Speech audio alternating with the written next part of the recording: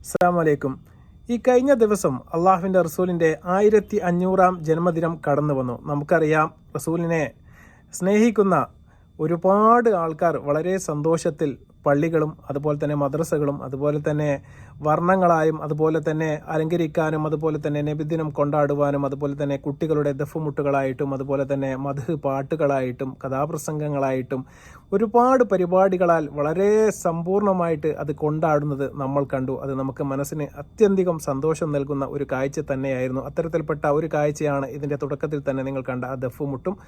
അതുപോലെ തന്നെ നമ്മുടെ കേരളം മൊത്തം റസൂലിനെ സ്നേഹിക്കുന്ന, അവയെ പിൻപറ്റുന്ന ഒരുപാട് ആൾക്കാർ ഈ പരിപാടിയിൽ നമ്മൾ പങ്കെടുക്കുന്നത് നമ്മൾ കണ്ടു. അതുപോലെ തന്നെ ജാതിഭേദമന്യേ ഇതിൽ അണിനിരക്കുന്നതും നമ്മൾ കണ്ടു. ഒരു സമയം പറയുകയാണെങ്കിൽ നബിദിനവും അതുപോലെ തന്നെ ഓണവും ഒന്നിച്ചു വന്നു എന്നുള്ള ഒരു പ്രത്യേകതയും ഈ ഒരു നബിദിനത്തിന് ഉണ്ടായിരുന്നു. ഒരു പക്ഷത്തെ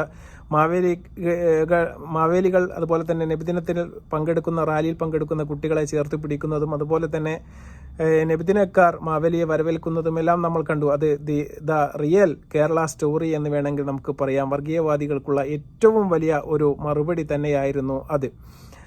തീർച്ചയായിട്ടും നമുക്ക് കാണാൻ വേണ്ടി കഴിയുന്നത് വളരെ സന്തോഷകരവും വളരെ അഭിമാനവും നിറഞ്ഞ ചില നിമിഷങ്ങളായിരുന്നു. പക്ഷേ അതുപോലെ തന്നെ നമ്മുടെ കൗമിനെ പറയിപ്പിക്കാൻ വേണ്ടിയിട്ട് വളരെ മൃഗീയമായ, വളരെ മോശകരമായ രീതിയിൽ അധപ്പതിച്ച രീതിയിലുള്ള ചില പരിപാടികളും ഈ നബിദിനം എന്ന പേരിൽ കൊണ്ടാടുന്നത് നമ്മൾ കണ്ടു. അത്തരം ആൾക്കാരോട്, അത്തരം കൗമിനോട് എത്ര പറഞ്ഞാലും അവർ പഠിക്കില്ല എന്നുള്ളതാണ്. എത്ര കിട്ടിയാലും അവർക്ക് മതിയാവില്ല.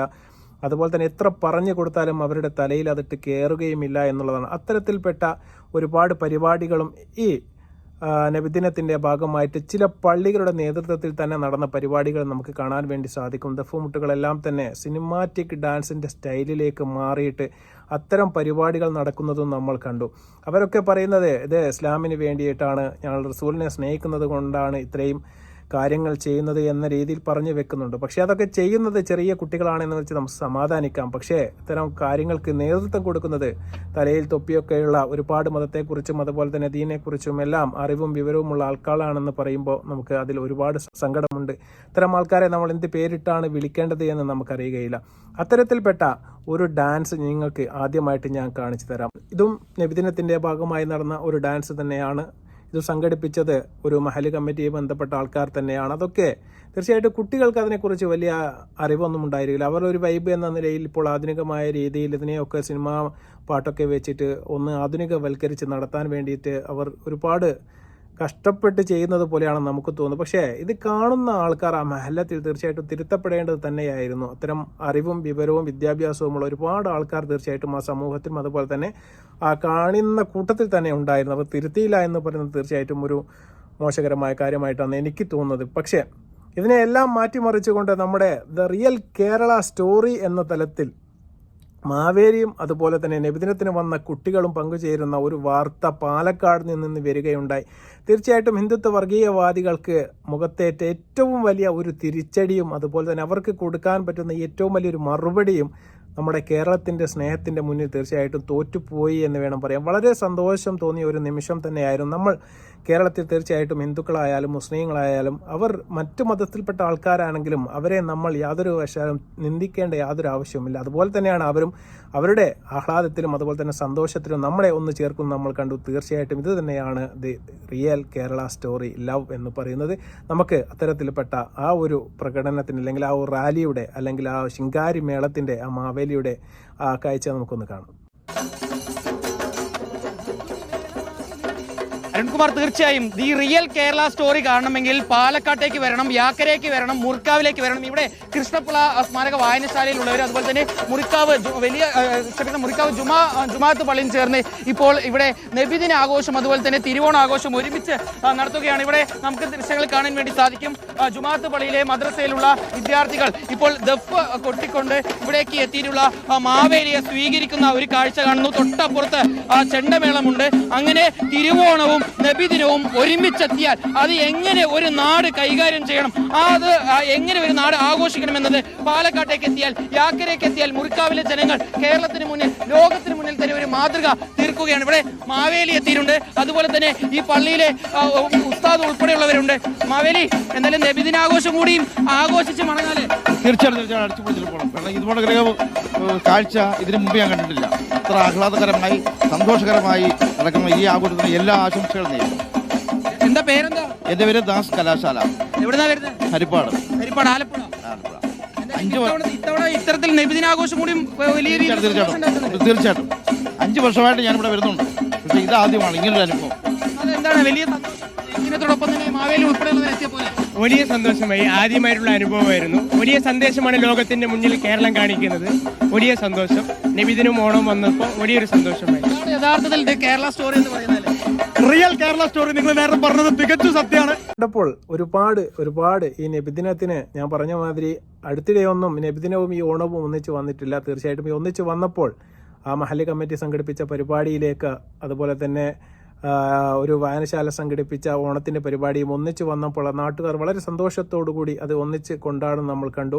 ഇതിനെയും എതിർക്കുന്ന ഒരുപാട് ആൾക്കാരുണ്ടാകുമെന്ന് എനിക്കറിയാം. പക്ഷേ അതൊന്നും നമുക്ക് വിഷയമല്ല. തീർച്ചയായിട്ടും നമ്മൾ സാഹോദര്യം, അതുപോലെ തന്നെ സൗഹൃദം, സ്നേഹവും അങ്ങോട്ടും ഇങ്ങോട്ടും പങ്കിടേണ്ടത് അത്യന്താപേക്ഷിതം തന്നെയാണ്. കാരണം നമ്മൾ ജീവിക്കുന്ന ചുറ്റുപാടിൽ ഒരുപാട് മതസ്ഥരും ഒരുപാട് ജാതിയിൽപ്പെട്ട ആൾക്കാരും ഒരുപാട് വർഗത്തിൽപ്പെട്ട ആൾക്കാരും എല്ലാം ഉണ്ട്. അവരെല്ലാം ചേർത്ത് പിടിക്കണം. അത് തന്നെയാണ് റസൂലുള്ളാഹി സ്വല്ലല്ലാഹു അലൈഹി വസല്ലം നമുക്ക് കാട്ടിത്തന്ന മാതൃക. അത് പിന്തുടരുക തന്നെയാണ് നമ്മൾ ചെയ്യേണ്ടത് എന്ന് മാത്രമാണ് എനിക്ക് ഇതിനെക്കുറിച്ച് പറയാനുള്ളത്. അതുപോലെ തന്നെ മറ്റൊരിടത്ത് ഇന്ന് സോഷ്യൽ മീഡിയയിൽ വളരെ വൈറലായി കണ്ട മറ്റൊരു പാട്ട് എന്ന് പറയുന്നത് റസൂലിനെ വരവേറ്റുകൊണ്ട് അന്നദാനം നടത്തുന്ന പരിപാടികൾ നമുക്ക് ഒരുപാട് ഈ നബിദിനത്തോടനുബന്ധിച്ച് ഒരുപാട് സ്ഥലത്ത് അറിവുകളും അതുപോലെ തന്നെ ഭക്ഷ്യവിതരണങ്ങളും എല്ലാം തന്നെ നമുക്ക് കണ്ടുവരാൻ സാർവത്രികമായിട്ട് നമുക്ക് കാണാവുന്നതാണ്. ഇന്ന് കേരളം മൊത്തം നമുക്ക് അത്തരം കാഴ്ചകൾ കണ്ടാൽ മതിയാവില്ല. പക്ഷെ അതുപോലെ തന്നെ വളരെ നല്ല രീതിയിൽ ഇതെങ്ങനെ കൊണ്ടാടാം, പാട്ട് പാടുന്നത് കൊണ്ടോ നമുക്ക് താളം പിടിക്കുന്നത് കൊണ്ടോ ഒന്നും അതൊരു തെറ്റായി മാറുന്നു. അതെങ്ങനെ നമുക്ക് കൊണ്ടാടാമെന്ന് കാണിച്ച ഒരു കൂട്ടം ചെറുപ്പക്കാരുടെ വീഡിയോ ഒന്ന് സോഷ്യൽ മീഡിയയിൽ വൈറലാണ്. അതിൻ്റെ ചെറിയൊരു ഭാഗം കൂടി നമുക്കൊന്ന് കാണാം.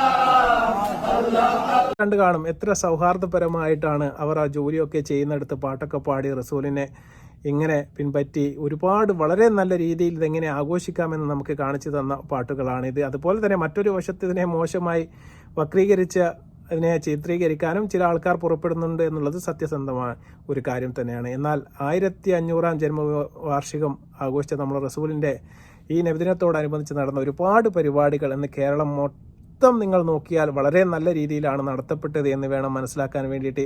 മുൻകാലങ്ങളെ അപേക്ഷിച്ച് ഒരുപാട് ഈ കോപ്രായങ്ങളും മറ്റും കാണിച്ചു വരുന്ന ഒരു രീതിയിലേക്ക് ഈ പ്രാവശ്യം നബിദിനം റാലി പോയില്ല എന്നുള്ളത് വളരെ സന്തോഷകരമായ ഒരു കാര്യം തന്നെയാണ്. അതിൽ ഒരുപാട് മേൽനോട്ടവും അതുപോലെ തന്നെ ഒരുപാട് നേതൃത്വം കൊടുത്ത ആൾക്കാർ ഇതിന് ഒരുപാട് മെനക്കെട്ടിട്ടുണ്ട് ഇതിൻ്റെ പുറകിൽ എന്ന് പറയാൻ തീർച്ചയായിട്ടും എനിക്ക് ചാരിതാർത്ഥ്യമുണ്ട്. അത് വളരെ ഒരു അഭിമാനകരമായ ഒരു നിമിഷമാണ്. വിരലിൽ ഉണ്ടാവുന്ന സ്ഥലത്ത് മാത്രമേ ചില മോശകരമായ കാര്യങ്ങൾ നമുക്ക് എടുത്തു പറയാൻ വേണ്ടി സാധിക്കുകയുള്ളൂ. ബാക്കി എല്ലാ സ്ഥലത്തും വളരെ മതസൗഹാർദ്ദവും അതുപോലെ തന്നെ നമ്മുടെ മതത്തിൻ്റെ മൂല്യവും ഉയർത്തിപ്പിടിക്കുന്ന രീതിയിൽ തന്നെയാണ് ദഫുമുട്ടുകളായാലും അതുപോലെ തന്നെ കോൽക്കളികളായാലും അതുപോലെ തന്നെ പാട്ടുകളായാലും ഡാൻസുകളായാലും എല്ലാം വളരെ ദീനിനൊത്ത രീതിയിൽ തന്നെ മുന്നോട്ട് കൊണ്ടുപോകാൻ വേണ്ടി എല്ലാ മഹല്ല് നിവാസികൾക്കും സാധിച്ചിട്ടുണ്ട്.